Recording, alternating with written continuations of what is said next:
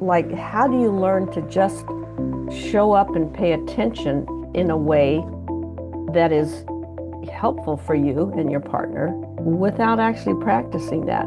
How do you learn how to notice what you want, how to ask for what you want, how to say, I don't like this, I like this, how to experiment with, well, what's it like to be touched this way and what's it like to be touched this other way? Many people don't have that. Well, really, probably most people don't have that. Welcome, Betty. Thank you. Thanks for having me.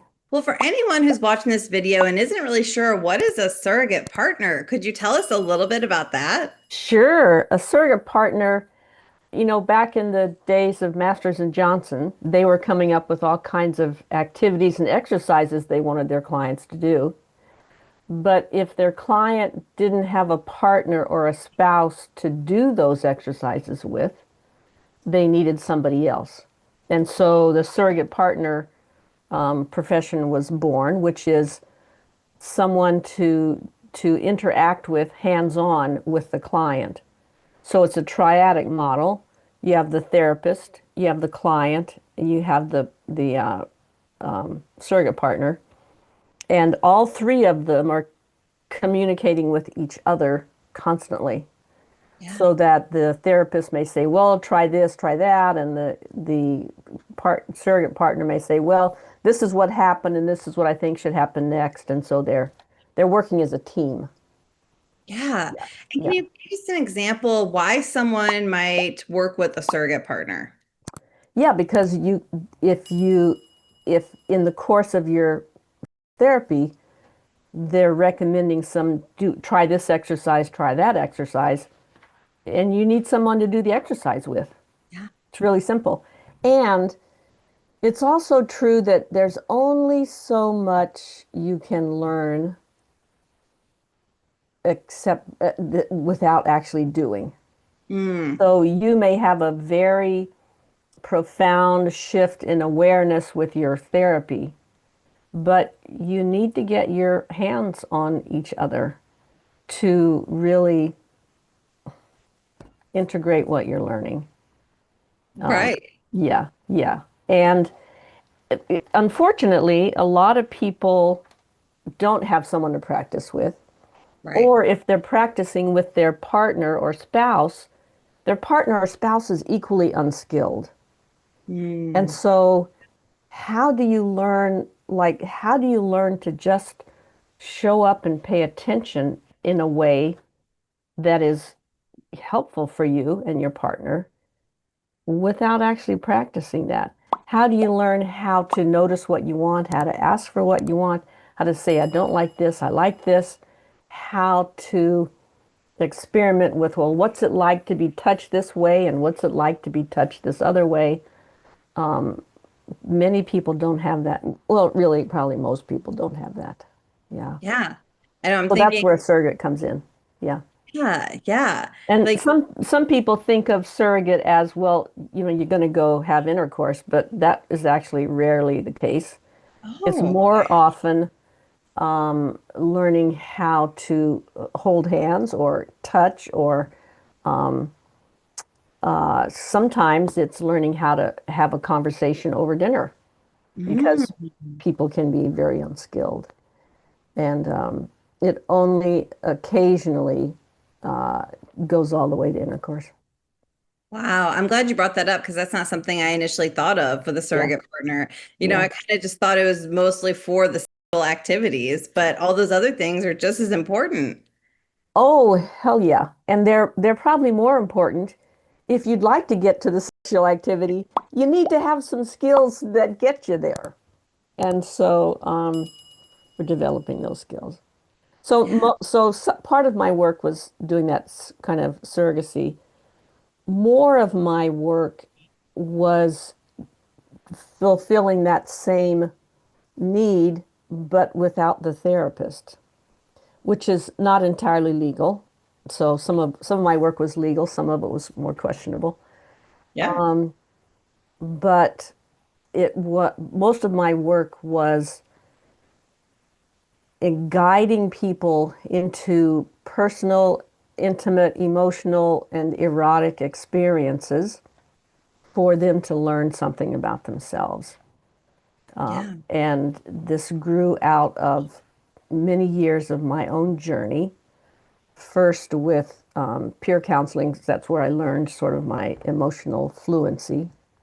Hmm. And then through my own erotic explorations with workshops that I attended over the years and explorations that I undertook with colleagues, I learned a lot about my own eros and about eros in general and the difference between eros and sex, and the difference between touch and sex, and the difference between arousal and desire, and just sorted out a lot of those things which I think most people have no clue about.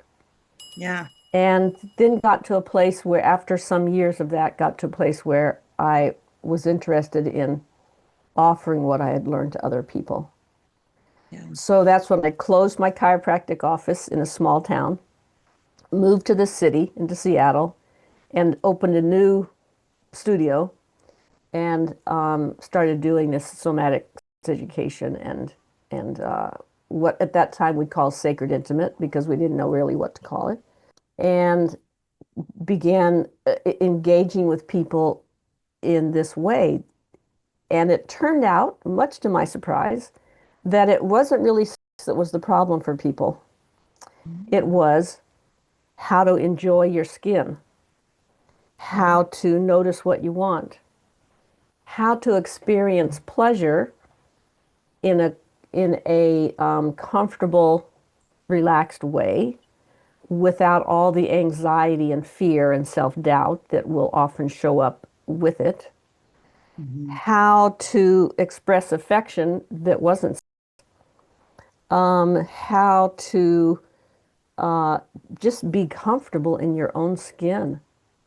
And Yeah. those things are not about, but if you don't have them, you're going to also have trouble with sex. And so a lot of times those difficulties, feeling comfortable in your own skin, for example, those difficulties feel so normal to people that they didn't really notice it was a problem until it came to sex. And then they thought, well, the sex is the problem.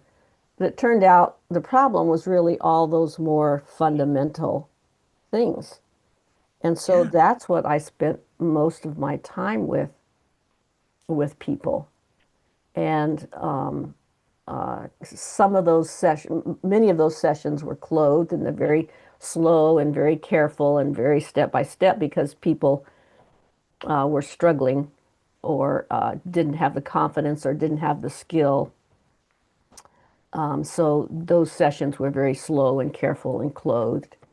And Yeah. other sessions, the client would, for example, we might do an erotic massage for the client to learn how to experience pleasure that's not about performing. That's a big deal for people. And Yeah. so we would learn that by actually experiencing pleasure without performing.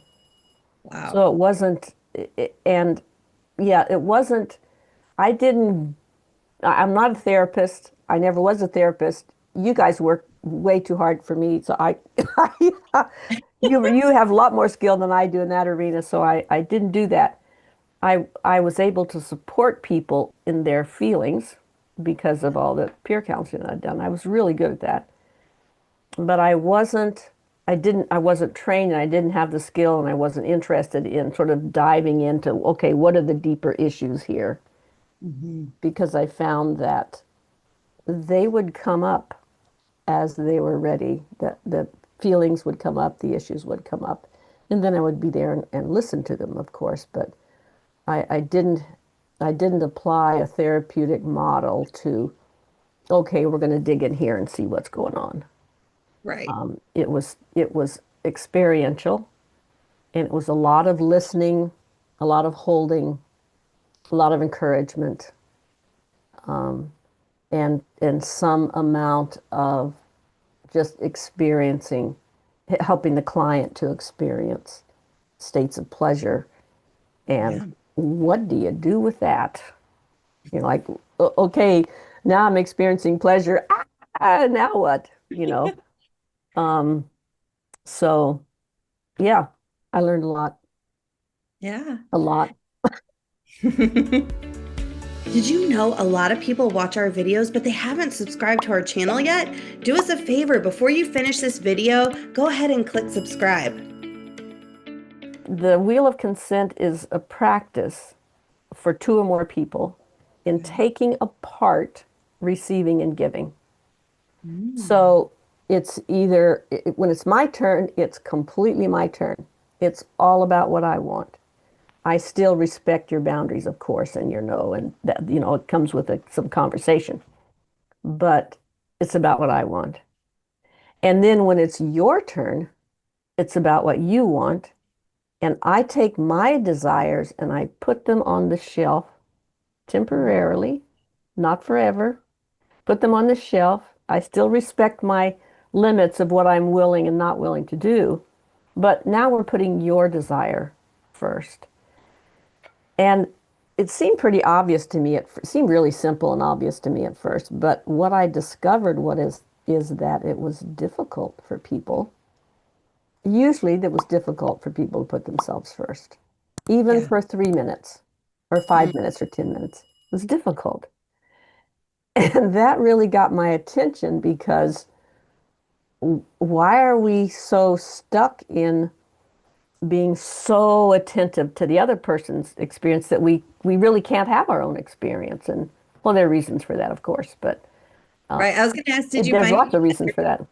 Yeah, I was thinking gender differences. Like, did you find that women were Um, likely to you not be know, themselves first? yeah, there were some gender differences, but they weren't strict, of course. I mean, Hmm. there's still lots of overlap, and um, it surprised me a little bit how difficult it was for men to mostly cis men that I worked with, Yeah. how difficult it was for men to put themselves first Mm. because we have this mythology in our culture that men are the selfish ones and they're just after their own sexual pleasure and it might have been a artifact of the fact that these were people who were coming to me for help and support in their sexuality.